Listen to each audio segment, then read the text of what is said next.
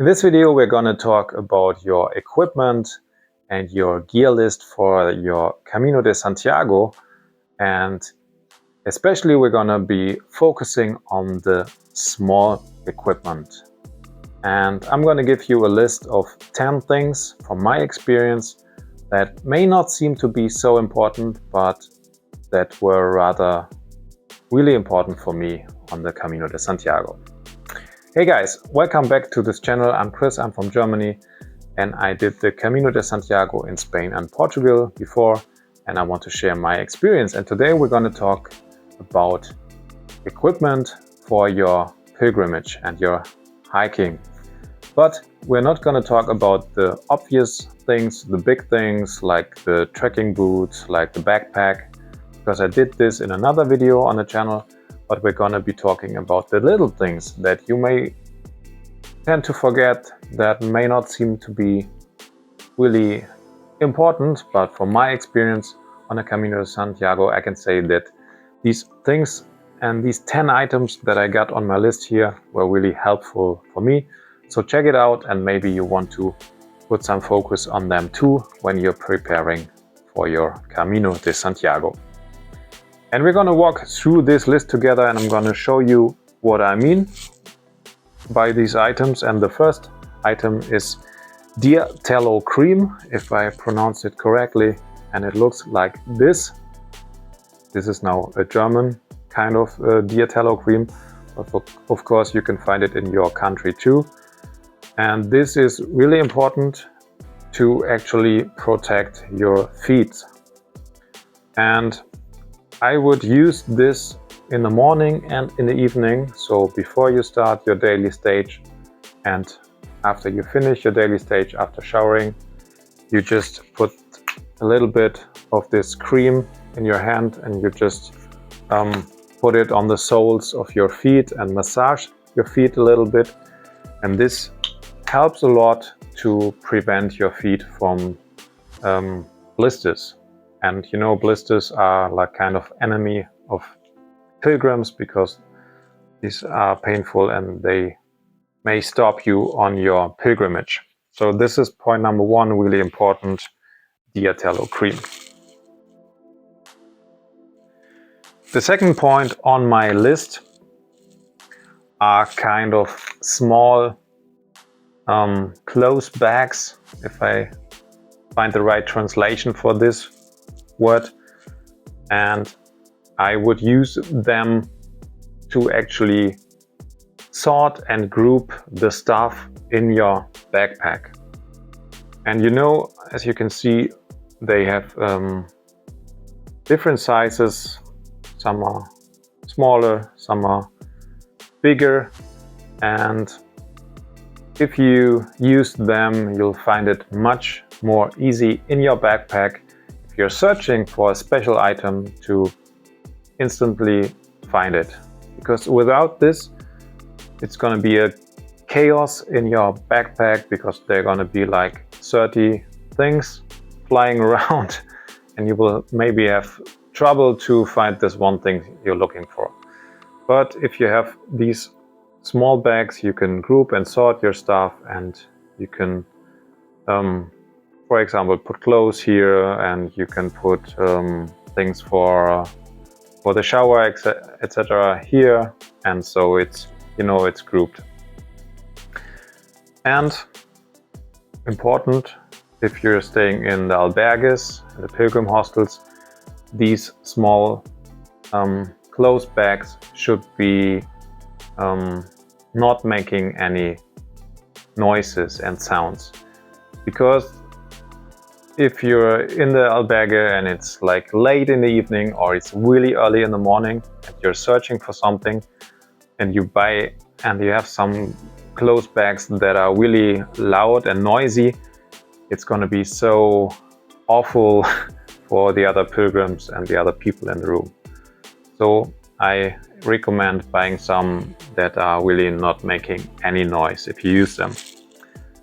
At the same time, I would also take a few of these small bags which are waterproof for your electronic stuff like your smartphone, power bank, your camera, or your where you put your money in. Like, you want to keep this stuff really dry and not get wet if it rains. So I would also recommend a few of this.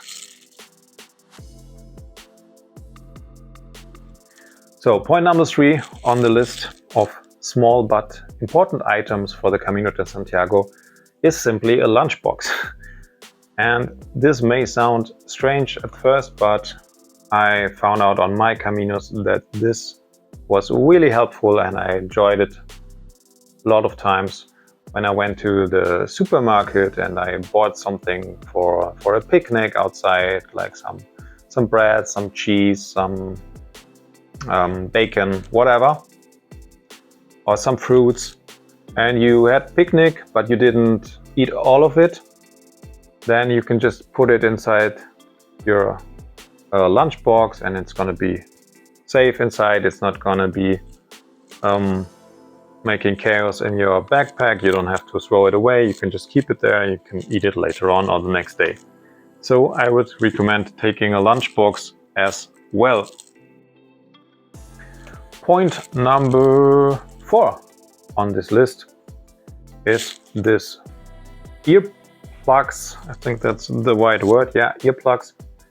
And some of you may not need them, but I know that some people, some pilgrims really need them to have them in their ears when they sleep in the albergues at night, because otherwise the snoring of other pilgrims keeps them awake. So this is like really super small, and you should take it if it helps you in the night to have better sleep, because you know sleep is so essential in life, but also on the Camino de Santiago. Point number 5 is blister plaster. I don't have it right now here, but you know what I mean. Blister plasters, these small things, when you have a blister or starting to have a blister at your feet, then just put it on your skin there, and it may help to not make it even bigger. So that's point number 5. Point number 6 on my list is hand washing detergent. Did I say this right? I don't know. I'm from Germany. Sorry if not every word is pronounced correctly, but here in Germany it looks kind of like this. And this is important because if you stay in hotels or if you stay in albergues, in pilgrim hostels on the Camino de Santiago, you probably will not find a washing machine every evening. So sometimes you will need to wash using your hands. And this is what you need to actually clean your shirts and socks and underwear. It doesn't take much weight, it's not very big, but it's super essential. So this is point number 6. And point number 7 on my list is a second pair of shoes, but super light ones, small ones, and you'll need them for the evenings in the albergues, in the showers, or if you go out in the village where you stay there overnight for a small walk, or if you go out for dinner to a place, then this second pair of shoes makes total sense. And I would recommend flip-flops or Crocs or some kind of sandals, but probably flip-flops or Crocs are even better because you can also wear them in the shower rooms in the albergues. And it also helps your feet to recover if you can, after walking the stage, get out of your boots and give your feet some fresh air and put on some open shoes, different shoes like flip-flops, like Crocs.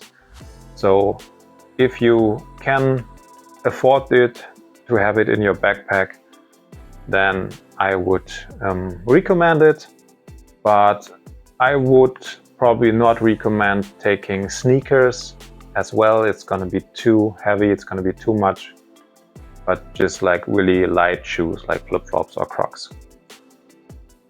Then we come to point number 8. Item number 8 is something for your head, to cover your head.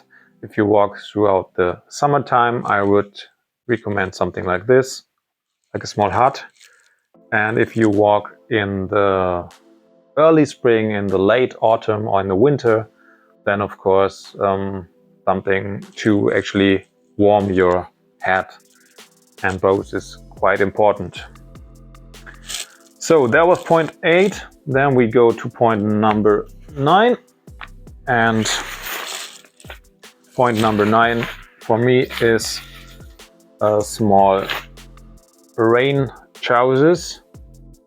And although this may look big, it's actually super light.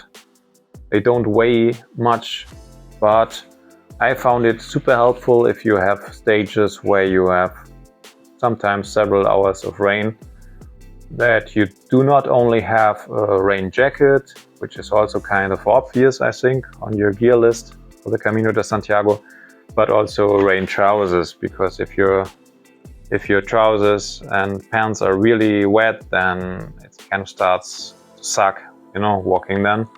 But with these trousers, it's actually a good feeling. So if you have some space left in your backpack, then maybe consider taking one of these. And point number 10, let me search for it. Here we have it. Is like a small pocket knife I would recommend. And this helps you in a lot of situations. If you went to a supermarket and you want to buy something for picnic, you want to open something, you want to cut something, and you know, it's not very big, but it can help in certain situations to have a pocket knife. So these were my top 10 small but important items for the gear list of the Camino de Santiago. I'm interested to get your opinion. What would be on your list of small but important items, or do you agree or disagree with my list? And if this video helped you, then please leave a small comment, put a thumbs up, and subscribe to the channel for the next videos. And thanks for listening, guys. Take care and talk to you next time, and goodbye.